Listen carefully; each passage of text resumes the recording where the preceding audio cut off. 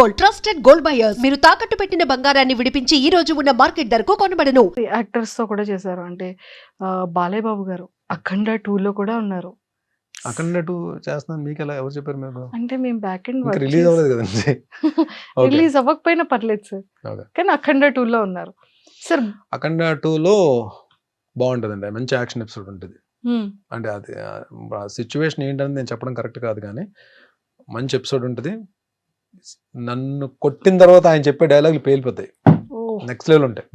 అంటే మూమెంట్ ఉంటుంది. ఆయన బాలయ్య గారు అంటే బాలయ్య గారు బోయపాటి గారు అంటే మీకు డైలాగ్స్ ఎలా ఉంటాయో తెలుసు కదా, మామూలుగా ఉండదు అది.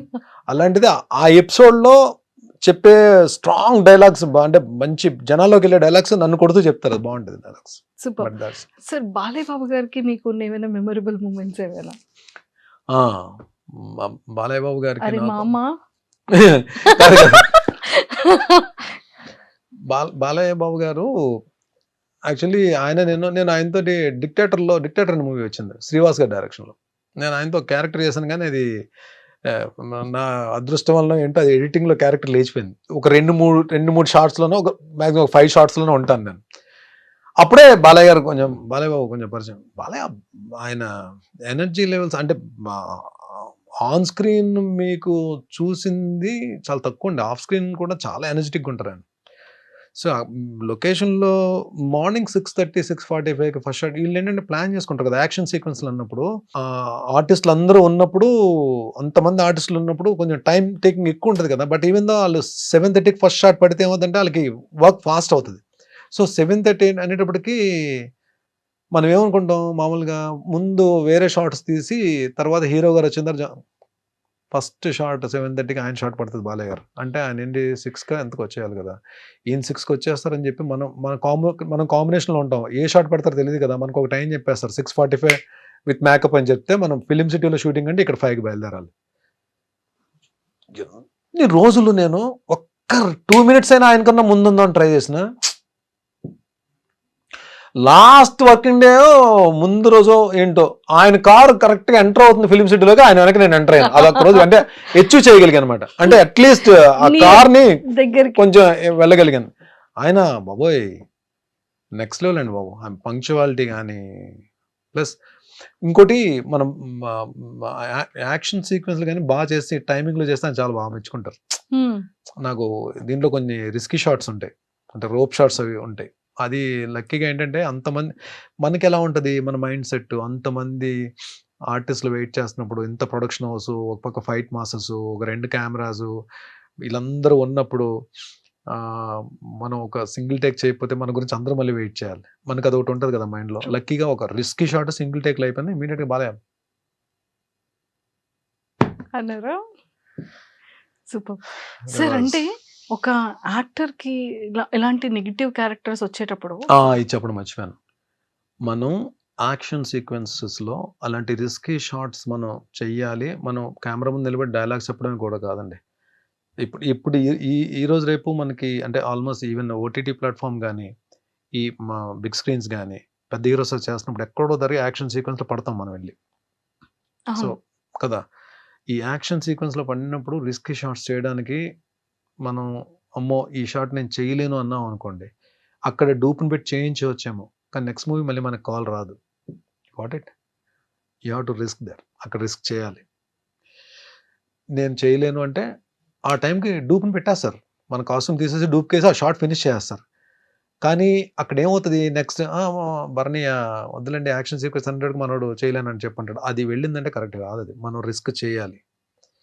ఆ రిస్క్ చేయాలంటే మనకు ఫస్ట్ ఉండాల్సింది ఏంటి, ఫిజికల్ ఫిట్నెస్ ఉంటే, మనం ఫిట్నెస్లో ఉంటే ఎలాంటి రిస్క్ షాట్ అయినా చేయడానికి మనకి ముందు చెప్పేస్తుంది. ఇది connection between heart and mind, ఇది గట్స్, దీన్ని జాగ్రత్తగా తీసుకెళ్ళరా అని చెప్పి ఆ టైమింగ్లో కానీ చేయగలిగితే మనం happily we can do. Super. కానీ ఆ రూఫ్ కట్టేటప్పుడు కానీ, ఆ ఫైటింగ్ సీక్వెన్సెస్లో కానీ ఎంత జాగ్రత్తగా ఉన్నా ఖచ్చితంగా చిన్న చిన్న దెబ్బలు 100% మీకు అలా వెళ్ళి కోట వెళ్ళి లారీని వెళ్ళి ఎక్కడో ఉంటుంది, లారీ ఆల్మోస్ట్ ఒక 40 feet దూరంలో ఉంటుంది. వెళ్ళి లారీకి వెళ్ళి గుద్దుకుంటే ఆ లారీ నిండా గన్నీ బ్యాగ్స్ ఉంటాయి, నాతో పాటు బ్యాగ్స్ అన్ని కింద పడతాయి. ఇది షార్ట్. ఇది షార్ట్ తేడా అయింది అనుకోండి, మళ్ళీ కిందకి పడిన గన్ని బ్యాగ్స్ అన్ని మళ్ళీ లారీ ఎక్కించాలి బా కదా. ఇక్కడ ఎంత వర్క్ కదా వీళ్ళకి, అంటే అది అలా వెళ్ళిపోతుంది ఫ్రేమ్ లో షార్ట్. ఫ్రేమ్ లో మనకు సినిమా చూసినప్పుడు అలా వెళ్ళిపోతుంది, కానీ దాని వెనక ఎంత ఉంటదంటే వర్క్ అసలు బ్లాస్ట్లు అవుతాయి పర్ఫెక్ట్ గా, మళ్ళీ నా ల్యాండింగ్ కూడా పర్ఫెక్ట్ గా ల్యాండ్ అవ్వాలి. ఏది దాన్ని తగులుకొని బ్యాగ్స్ అన్ని మీద పడుతున్నప్పుడు కూడా ల్యాండింగ్ కరెక్ట్ గా ల్యాండ్ అవ్వాలి, ఎక్స్ప్రెషన్ మిస్ అవ్వదు, ఆ పెయిన్ ఎక్స్ప్రెషన్ ఇవ్వాలి.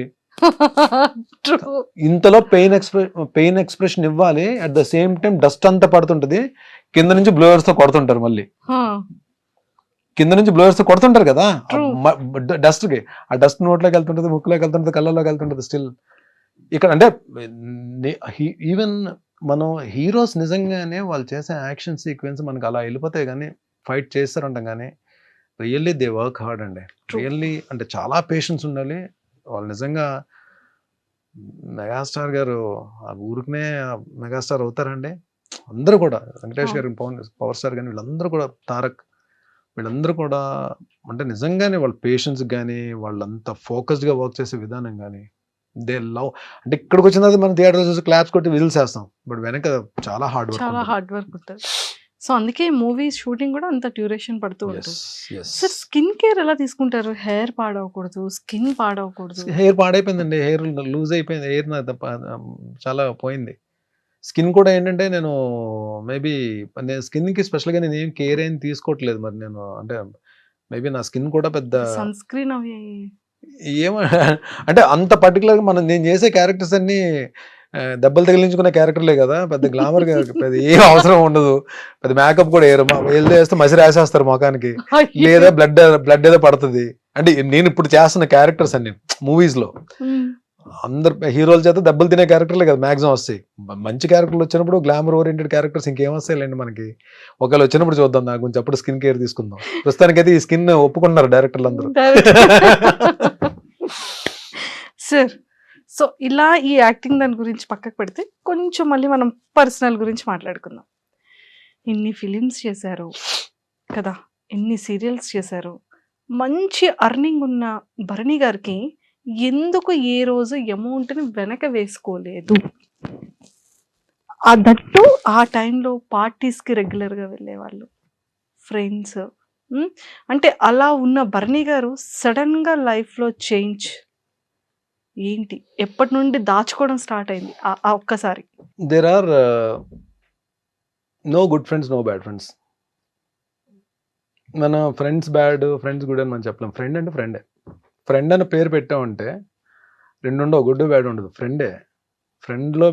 ఫ్రెండ్షిప్లో బ్యాడ్ ఉండదు, గుడ్డే ఉంటుంది. మన ఎదుగుదలకు కానీ మన